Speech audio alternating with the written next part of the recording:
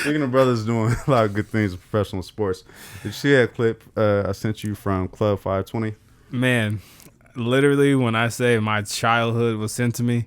No, you want to hear? Oh, your brother used to do that to you? No, like, bro, that's literally how I grew up. Or be like, they'd be just like, you'll be enjoying yourself, and then you be having a bowl of cereal. Be like, the backhanded compliment. He'd be like, yeah, you know what's large? Whales. And then everybody just look at you, just be like, God damn it, you son of a bitch. Like, do you really need that cake? That kind of shit. Oh, damn. That's fucked up. Damn, Johnny. But nah, just to get the people up to speed. Forward for the Brooklyn Nets now, Michael Porter Jr. He was on the Club 520. Oh, actually, no, I think they may have just pulled the clip from him doing an interview elsewhere. They pulled it from elsewhere. But basically, he was just talking about the landscape of gambling in the NBA today and how it's very easy to kind of get pulled into some of his stuff. He was referencing his brother's situation, Jonte Porter, how he's been banned from the NBA because he's caught betting on parlays, and you got people like Malik Beasley with his situation. Terry Rozier was under a probe a little bit ago. Damn. And he was just explaining how a lot of people have different vices. It's like sometimes people just have different vices. I was blessed to have a lot of money and be blessed to play this game at a high level. So money's never been an issue for me. So I don't have to do some of the stuff my brother does. But my vice is women.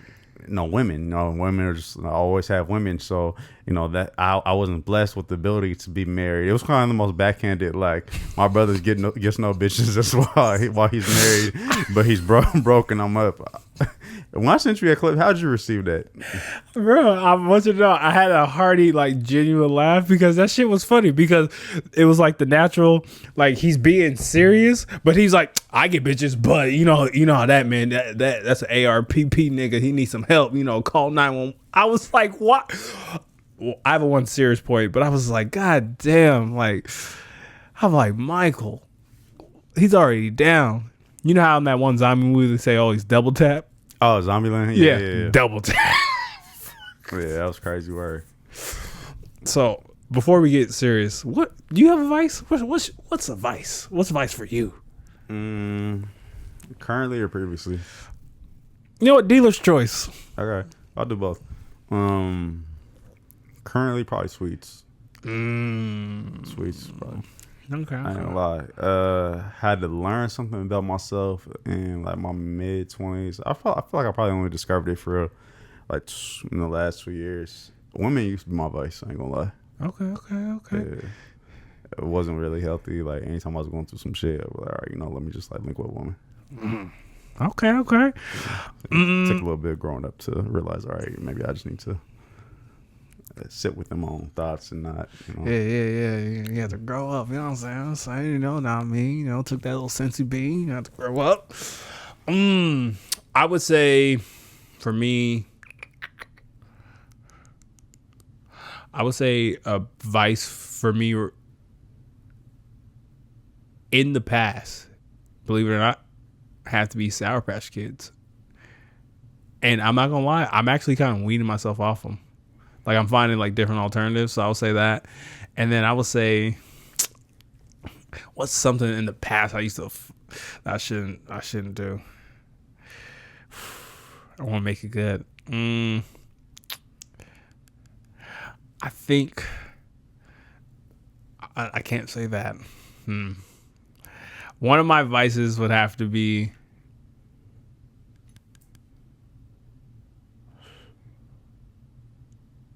this pod is not gonna work if you don't peel back the layers. I always expose different elements of my life on here, and you're just even look what you just came back with. I said women used to be one of my vices. You're like, oh yeah, Sour Patch Kids. I'm trying to give you a big one, because I'm kind of like, man, well, it used to be one of my She not gonna get on your ass for anything retroactively, or shouldn't at least. Come on. Okay, I would say in the past, one of my vices was,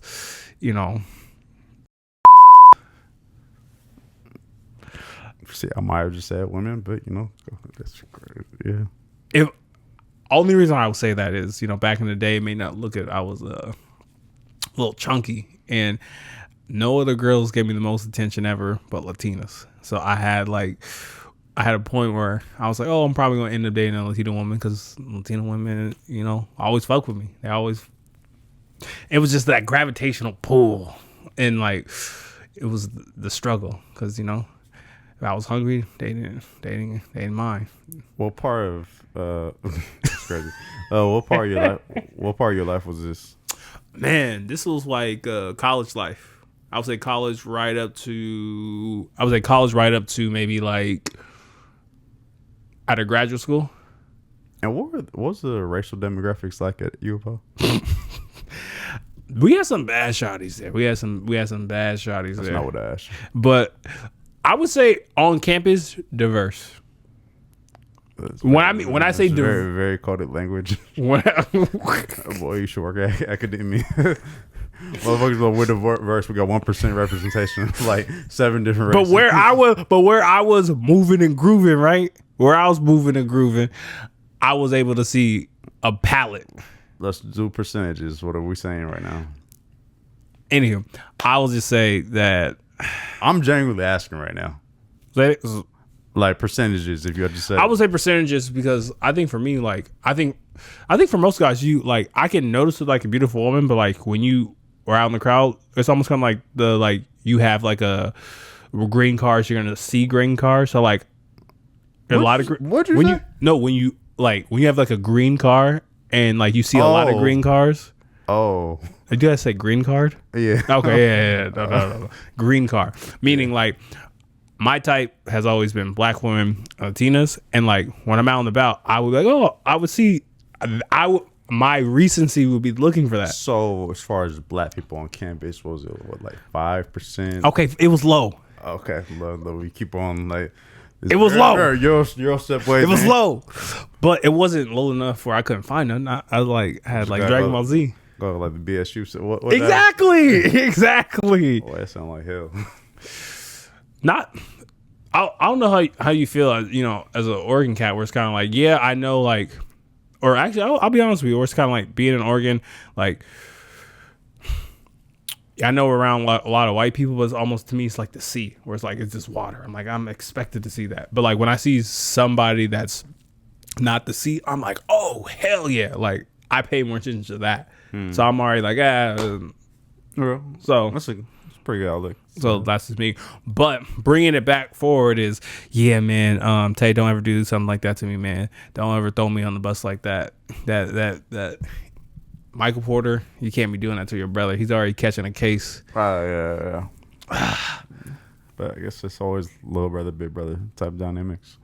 Which I don't get. If I had a younger brother, I would be throwing him like. I think Michael's actually older. Michael's older? Yeah, I could be wrong. We would have someone fact check this, but while he's looking it up, I would just say like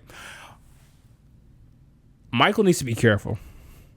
I get his nigga intentions behind talking about vices. It takes a very vulnerable person to do that, but also, Mike is older. Okay, I still think he almost kind of incriminated himself when he said the statement of, "Oh yeah, I just text my friends and like, I ever have low numbers, I can bring my friends up.